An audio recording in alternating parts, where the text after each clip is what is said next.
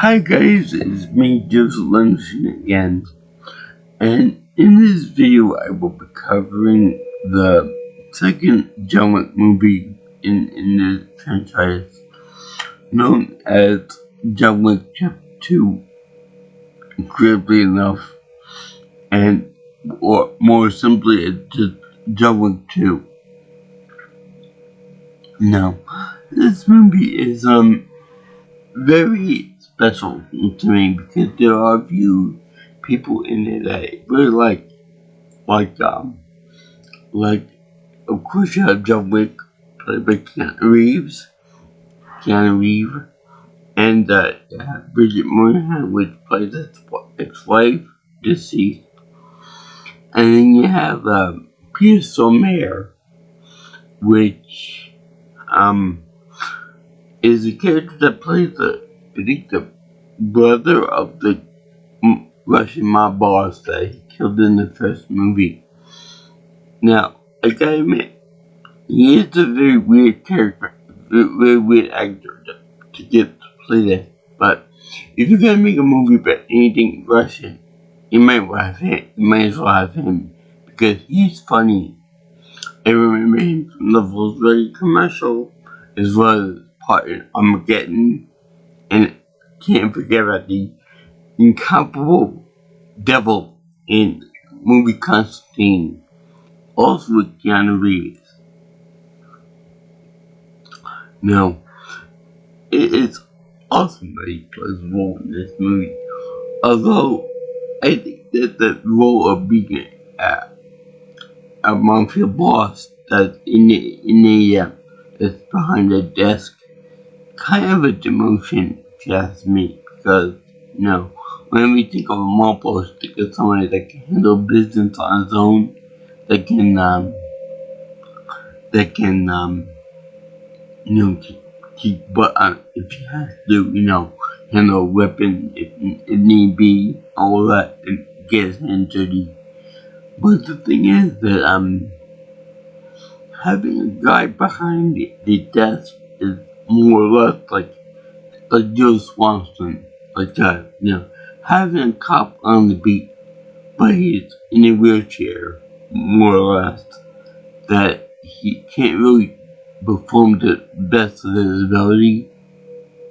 I mean, that's come from me, a teacher that can't really do the best that able-bodied person can do with teaching.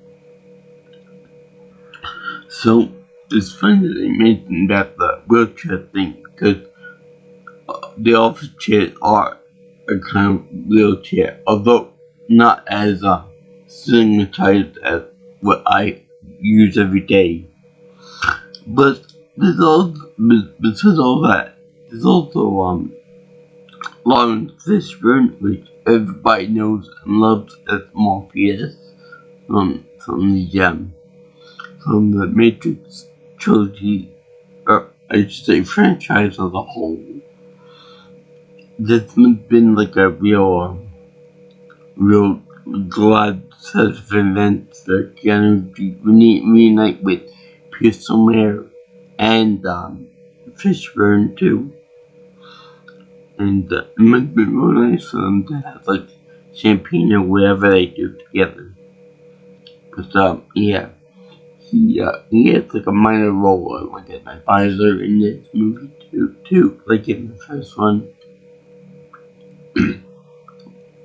We also have Ruby Rose in this movie as Ares, the thought mute assassin, which I would think it's kind of I know that being disabled sucks for certain professions, but I would imagine that being mute for for dealing with this type of profession is that you can't good, like being not able to speak is always a good thing for being quiet and being a professional assassin. I can't speak for that deaf community, but I would say that's good to have some representation in a field that you could get into. theoretically. Anyway, also have John Leguizamo as a chop shop owner. Now, I want to say that they intended good things for this role, because, given the actor work and stuff, and not being quite as annoying as he was in the past or in the '80s movies. But I gotta say that it's kind of how should I put this lightly, stereotypical for them to put a Latino man in a role of a chop shop person, dealing with the gang and dealing with the stripping of cars and, some of the valuable parts were cash, obviously. So I think that's kind of iffy on that part. One more note about Ruby Rose. For shame on you to cancel the Batwoman movie. I think that would have been a wonderful addition to the DCEU. A lot better than some of the other movies that we've had so far from them. And look at you, Aquaman. But it was just because she was. I think she was just. It was just because she was a lesbian. I think. And so that was really wrong for them to do that. But anyway, John Wick recovers from the first movie. From nearly dying. After most of the fight with that Russian mob gangster. Now, I gotta say that, during this movie, I gotta ask you, is John Wick superhuman? Because this man can take so much punishment. It's kind of astonishing how much bullets, gunfire, and whatever you can throw at that guy before he finally drops dead. He's more or less like a Spartan from the Halo franchise, without the impressive suit. Granted, the suit that he wears is like really, really durable, but still, it's kind of it's a special made suit, but still it can only take so much abuse before it fails. And this guy's like, whoa, he's like super powerful. And we need to get an army of those guys, and then we could hold the agents meant out there. But anyway, I also like the fact that they go to different locations in this movie, like going into Italy, or as my mom said, Italy, and it messes with Diana's coronation, as well as New York City, obviously. But there are also other places too, like Rome's catacombs, and other places like that. There's also the part where he refuses one of the requests to kill somebody. Now, according to the league that he's in, whenever you refuse a request to take on a job of killing someone, that means that you yourself are on the block to be killed. And boy, this guy, who wants to kill the guy, ends up first of all, he tried to kill him for not taking the order I guess it might be like a type of thing in which they know that he wants to kill somebody, so he wants to silence whoever wants to whoever knows that information to keep it from explaining to the authorities. So that's why this guy Santino wants him to be killed. But it's wrong to do because the concierge says from the Continental Hotel that you stabbed the devil in the back and he can come for you. Meaning John Wick. He wants blood for blood. Now, Santino does something that no other man should do. He blows up his house, complete with pictures of his wife, pictures of his family, and stuff like that. And this is a big no-no because didn't they see the first movie? Don't they know this guy has a reputation of being Baba Yaga, as being death incarnate? Doesn't this guy know that if you piss off John Wick, the next tombstone will probably be yours? And it's very gruesome and stuff. But there is a happy ending to all this. And the rainbow of happiness comes from the fact that the puppy is not killed. Yeah, that was a big trigger thing for John Wick in the first one. The ruthless guy killed his dog. Now, I'm all for animal rights, but going all out killing a guy because he was the last remnant of the wife's love and stuff, a puppy dog, kind of overkill. No pun intended, but the dog survived. So did John. Why Santino couldn't just go up to him when he's weak and stuff and just plug him right in the head? I don't know. Some kind of stupid.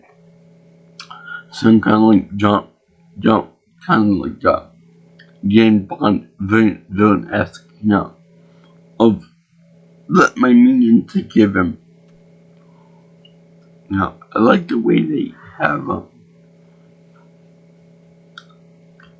the guy of like I think like $7 million bounty on John Wick's head.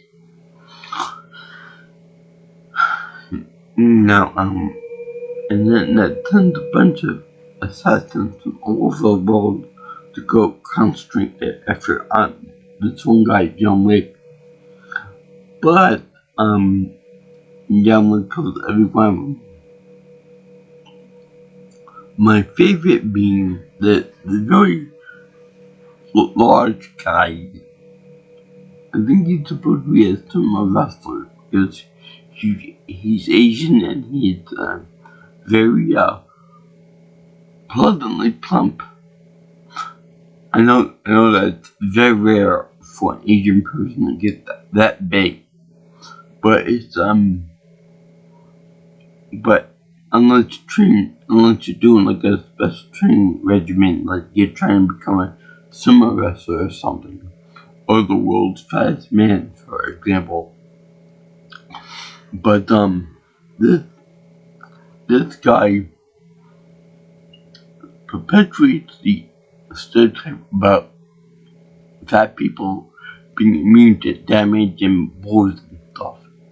Because even though John Wick shoots him in every spot imaginable on his big body, he always gets his his fatty parts. And he keeps coming at down like a raging bull. Now this is wrong because even if you shoot someone in the fat, like that obscenely fat, it will still hurt, and the person will obviously fall from pain alone. literally chugging the blood and the blood loss. But the way they showed this guy, he went up like a general or something because he can obviously take a lot of punishment, and he can still keep on taking like a big old army tank. But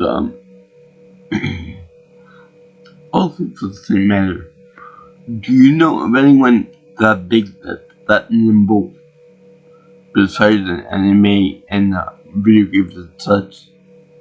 There doesn't exist a single person out there that's that fast and that big in real life. Not even some of the rest of the part that agile. And you know, when he's taking the shots and stuff on the John Wick, he's getting shot in every place.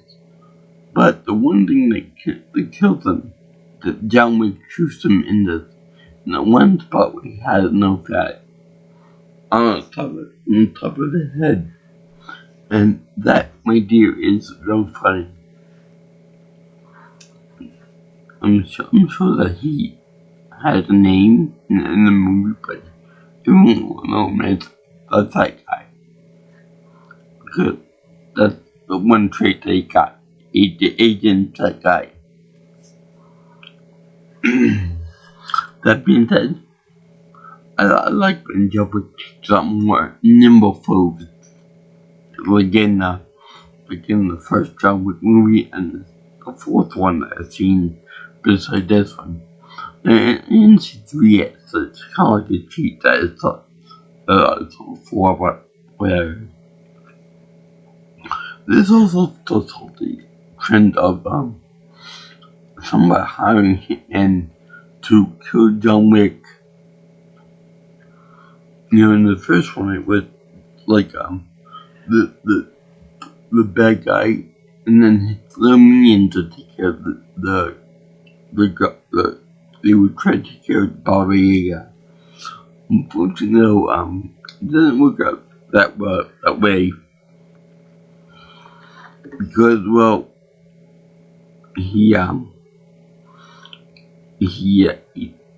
doesn't work like that because Baba Yaga kills everybody that tried to kill him. I can't remember if it kills the guy that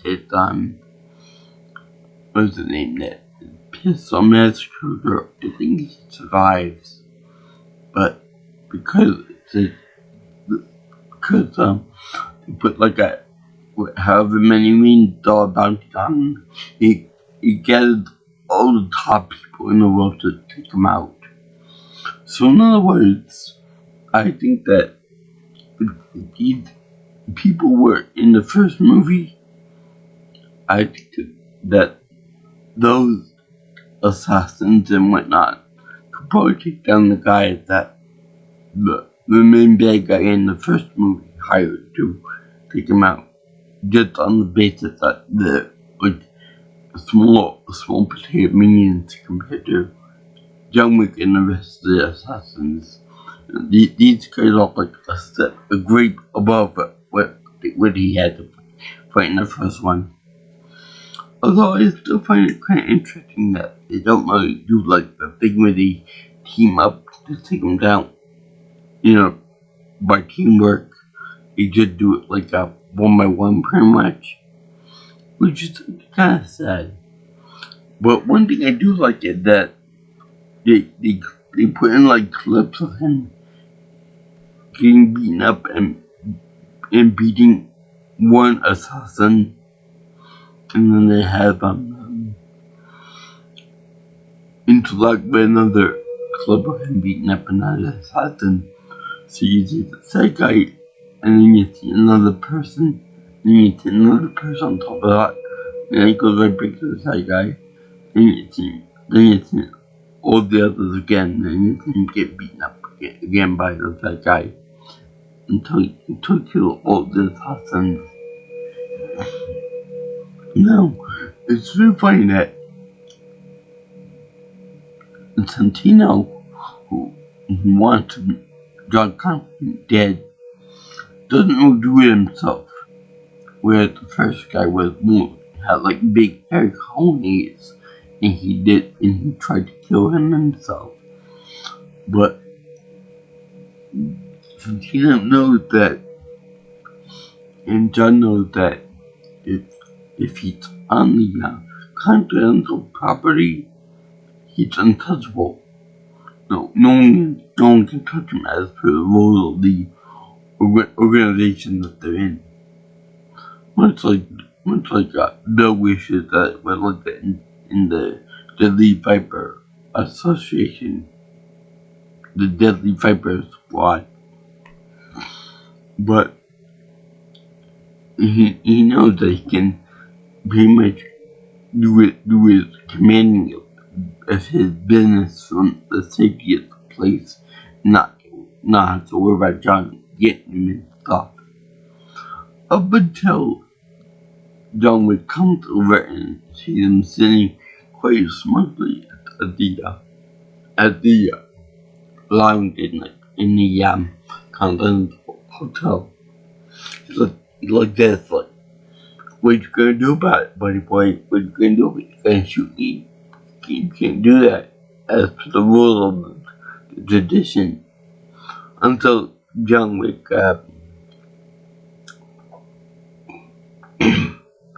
take his pistol. I think it's the Kimber M911 pistol, and said, oh yeah, buddy boy, bam, right in the face, right in the forehead. Now, that's a big no-no, but it's like, yeah, John Wick's guy. But it's a big no-no because, according to the rules of the Continental, if somebody were to kill somebody in business on their property, but the person were to receive a excommunicado ruling, it's kind of like a pink slip for them. Whereas, if they do it, they are not allowed to come back to the Continental for business. They're effectively given a pink slip on the job. And everyone in the world knows about it. And they're all hunted for it. And it's funny because in this movie, it also saw the trend of the worldwide, I don't know if they call it a time marker, but they call it like a big billboard like they do in the bidding circuit in horse racing thing, where they have like they'll make $7 million or whatever the price was for that, and it said like John Wick is now worth however much money. They also have the old-fashioned switchboards with the old-fashioned operators. Well, I don't know why they would have that in modern day, but whatever. It actually reminded me of when they were in the Matrix again, when they said, operator, put me to design, please. And they would do that. The safety and stuff. But it's really quite a good movie. For a lot many Matrix references, even though this really isn't connected to that. Although people probably like to make hidden overt connections from it. So, because John Wick has such a prolific background in killing people, and because it had such a close bond with each other over his career of killing people and stuff, the concierge decides, I'm gonna give him an hour or two to run away, get out, talk about weapons and drug trouble. and other supplies too get fixed up because he's getting all the help he can get. Now, there's also sets up the second and the third and fourth movie too. I think that the first movie was supposed to be like a standalone type thing, but because audiences loved it so much that they demanded another one to that. Kind of like another movie franchise that Keanu Reeves started in the 2000s that was blew it all expectations.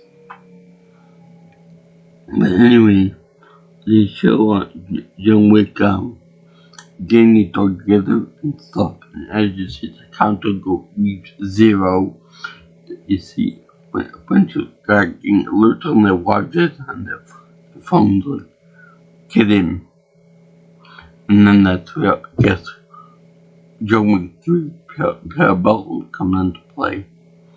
Now I should point out that next to the whole chapter 2 thing, Parabellum is the only sequel in the John Wick franchise with the subtitle being Parabellum. I have no idea why this is. Maybe when they show the next movie, they'll talk why it is, but whatever. Anyway, I enjoyed this movie a lot. And I thank you for watching this discussion about John Wick Chapter 2. Because it probably just made it for more money. And I really like the way they have the same cast from the first movie in the second one. Obviously, except for the people that died in the movie. Not in real life, that would suck. But in the movie at least. And I like the way they have Lawrence Fishburne as the Howard King. More of a supporting role, but an underground crime lord in New York City, where he dressed like a homeless bum, which I guess would be okay from the New York City Police Department, but I would think that they would get him eventually. Probably such a good disguise as a homeless guy that he probably does that.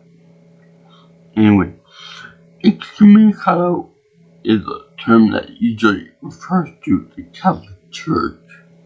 So, it's such kind of religious type of a connection to it too. Much like in the Matrix movie again, where, it's like a messiah type thing. Boy, I wonder if they really intended for all these references to the Matrix movies. I don't think so, but I love those movies, so therefore it makes sense to do that. Anyway, like the first movie, I give John Wick 2 the happy face seal of approval because it is freaking awesome. All the great killings, all the action, all the weaponry. I love the part where he says, I need a gun to go into this awesome storehouse of all the weapons. I love a movie that, with Keanu Reeves. But I'm not gonna go into that awesomeness. And now this movie's awesome enough as it is. I like the way this smug Becker says, haha, what you gonna do about it? I'm gonna do this, bam, right on forehead. And if you didn't face it, some kind of cheesy one liner like have a nice day or something like that. But no, don't get any of that awesomeness. But anyway, I can't wait to see John Wick 3. Parabellum. But yeah. Thank you for watching this wonderful video on this great movie. They did do a wonderful job in being the action. Because normally when you see a sequel, it's worse than the first movie in the franchise, and then 3 is usually worse still.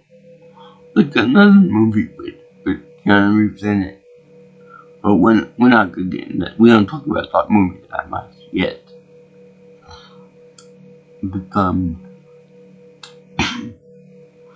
But I like the way Grandson makes a call to on his phone to say, go get him. Wait, every assassin in the world, go for that. Oh yeah, but wait, the name of John Wick's association is High Table Assassination. An assassination group. Whatever, but that's really quite funny the way that happens. So, no, it was fun to watch this movie. I hope 3 is good too. I know 4 is real good. But, yeah, if anyone has any ideas for future projects for me, or any other type of, fun or any type of, good projects for me and stuff, you know, call me or text me at 631-707-3707.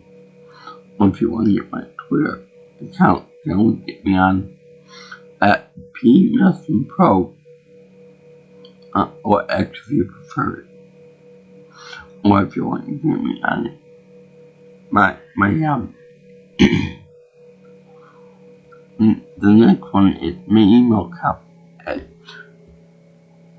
at the JJ's viewing channel at gmail.com. And if you like what you see here, and you want to see more on my channel and stuff, always like, comment, share on my video, and subscribe to my channel. So, I salute all you guys, all you dog lovers out there. Don't do anything stupid, do any type of extraordinarily vengeful type activities for if you have any type of if anybody shoots dogs, for example. But yeah, love your pets, love your wife, love your girlfriends, and whatever. Don't do anything too stupid.